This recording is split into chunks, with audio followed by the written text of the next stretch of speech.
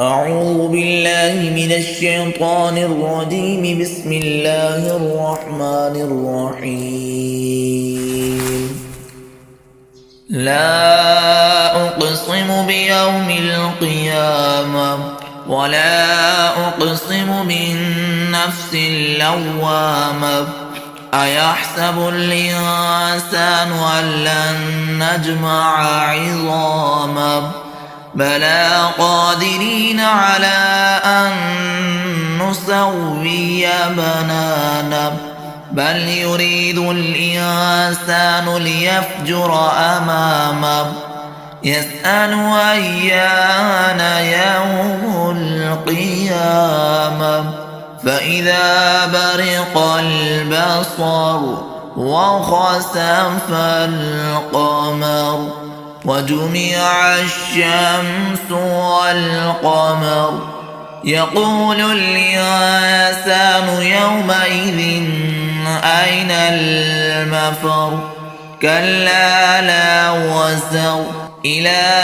ربك يومئذ المستقر ينبأ الإنسان يومئذ بما قدم وأخر بل الإنسان على نفسه بصيرة ولو ألقى معاذيره لا تحرك به لسانك لتعجل به إن علينا جمعه وقرآنه فإذا قرأنه فاتبع قرآنه ثم إن علينا بيانه كلا بل تحبون العاجلة وتذرون الآخرة وجوه يومئذ ناظرة إلى ربها ناظرة ووجوه يومئذ باصرة تظن أن يفعل بها فاقرة كلا إذا بلغت التراقي وقيل من راق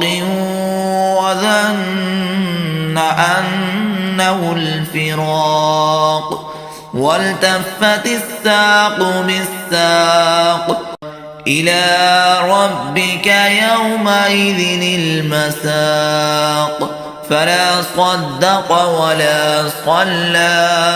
ولكن كذب وتولى ثم ذهب إلى ربه يتمتى أولى لك فأولى ثم أولى لك فأولى أيحسب الإنسان أن يترك سدى ألم يك نطفة من مني يمنى ثم كان علقة فخلق فسوى فجعل منه الزوجين الذكر والأنثى أليس ذلك بقادر على أن يحيي الموتى